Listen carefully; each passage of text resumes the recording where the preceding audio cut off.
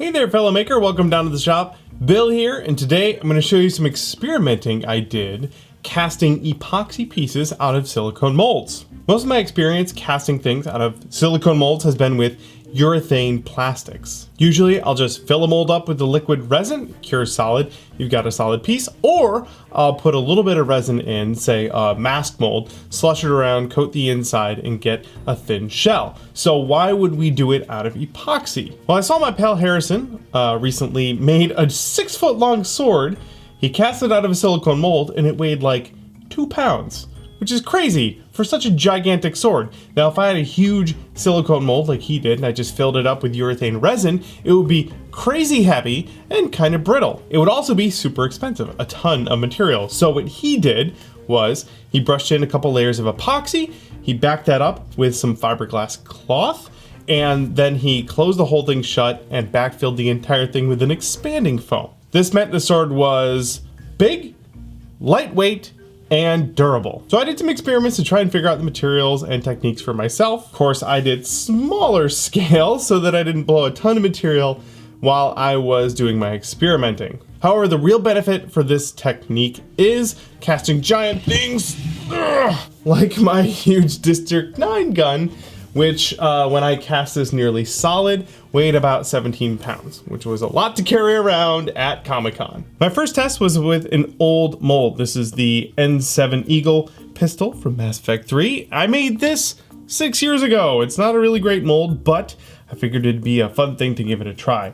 I started by mixing up Epoxacoat gray and brushing in a first layer to catch all the details in the mold. I let that cure for about an hour and then I mixed up a second batch. That second batch was brushed all over the inside of the mold and I made sure to overlap the seams. This is so that I could stick them together later. Now, I didn't back this up with fiberglass. I didn't think it needed that reinforcement. After that second layer had a little time to cure, I took all the molds and I sandwiched them back together. The idea being that overlap on either side of the mold on the seam line would stick together and cure, welding everything together. I use rubber bands to keep the two halves of my molds together, and I mix up some expanding foam. This is X30 from Tap Plastics. It expands 30 times in volume. I made sure to mix it up really fast, get a lot of bubbles in there, and then I poured it into the mold super quickly. While it was still kind of liquidy, I tried my best to sort of slush it around and coat the inside of the mold. And then I let it chill. As this stuff cures, it expands and you can see it just sort of shoots out the pouring spout. Then, even though I really wanted to open it, I let the whole thing cure overnight. When I demolded them, the results were not exactly what I was expecting. So here's what went wrong.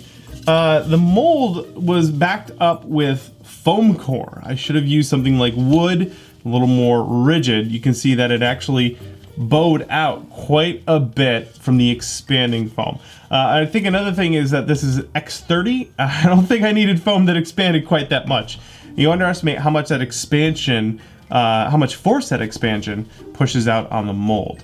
Also, this isn't a very good mold. So you can see it actually burst open the seams a little bit. Now this is kind of usable. Like I could finish this and put it together, but the shapes are so deformed, these pieces don't want to fit together, and it certainly doesn't look like the part that I meant for it to look like. You see, these are meant to be parallel. They're quite bowed out. So I'm gonna chalk this up to a learning experience here, and I tried something else. I went and grabbed a Dagger mold that I had, and I did something very similar. Again, I brushed on that first layer of Epoxacoat gray, let it kick for a little bit, brushed on a second layer overlapping the seams, but then I backed it up with fiberglass cloth. I cut up little pieces of fiberglass cloth and pushed it into the still curing surface of epoxy. Then again, the two halves got sandwiched together.